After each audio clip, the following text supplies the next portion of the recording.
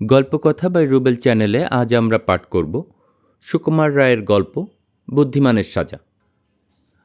আলী সাকালের মতো ওস্তাদ আর ধূর্ত নাপিক সে সময় মেলায় ভার ছিল। বাগদাদের যত বড় লোক তাকে দিয়ে খেউরি করাতেন, গরিবকে সে গ্রাহ্যই করত না। একদিন এক গরিব কাঠুরে ওই নাপিতের কাছে গাধা বোঝাই করে কাঠ বিক্রি করতে এলো।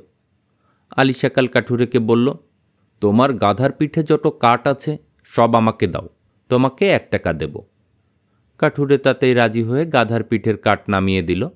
তখন নাপিত বলল, সব কাঠ তো দাওনি, গাধার পিঠের গদিটাও তো কাঠের তৈরি, ওটাও দিতে হবে। কাঠুরে তো কিছুতেই রাজি হলো না, কিন্তু নাপিত তার আপত্তি গ্রাহ্য না করে গদিটা জবরদস্তি করে কেড়ে নিয়ে কাঠুরেকে 1 টাকা দিয়ে বিদায় করে দিল। কাঠুরে বেচারা আর কি করে, সে গিয়ে খালিফের কাছে তার নালিশ জানালো। খালিফ বললেন, তুমি তো গাধার পিঠের সমস্ত কাঠ দিতে রাজি ছিলে, তবে আর এখন আপত্তি করছো কেন? কথা মতোই তো কাজ হয়েছে। তারপর কাঠুরের কানে ফিস ফিস করে কি জানি বললেন। কাঠুরেও মুচকি হেসে জো হুকুম বলে ছেলাম ঠুকে চলে গেল। কিছুদিন বাদে কাঠুরে আবার নাপিতের কাছে এসে বলল, নাপিত সাহেব, আমি আর আমার সঙ্গীকে খেউরি করার জন্য তোমাকে 10 টাকা দেব।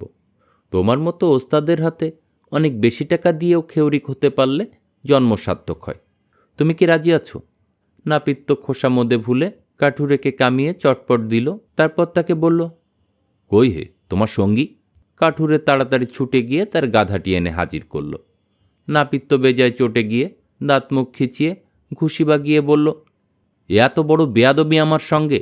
সুলতান খালিফ আগাবেগ, যার হাতে খেউরি হওয়ার জন্য সর্বদা তোষামত করে, সে কিনা গাধাকে কামাবে? বেরো এখনই এখান থেকে। কাঠুরে নাপিতের কথায় কোনো উত্তর না দিয়ে শটান গিয়ে খালিফের কাছে হাজির। খালিফ তার নালিশ শুনে আলী সাকালকে ডেকে পাঠালেন। নাপিত এসেই হাত জোড় করে বলল, দোহাই ধর্ম অবতার, গাধা কি কখনো মানুষের সঙ্গী বলে ধরা যেতে পারে? খালিফ বললেন, তা নাও হতে পারে, কিন্তু গাধার পিঠের গদিও কি কখনো কাঠের বোঝার মধ্যে ধরা যেতে পারে? তুমি এ কথার জবাব দাও। নাপিত তো একেবারেই চুপ। কিছুক্ষণ বাদে খালিফ বললেন, আর দেরি কেন, গাধাকে কামিয়ে ফেলো। কথা মতো কাজ না করতে পারলে তার উচিত সাজার ব্যবস্থা হবে, জানোই তো।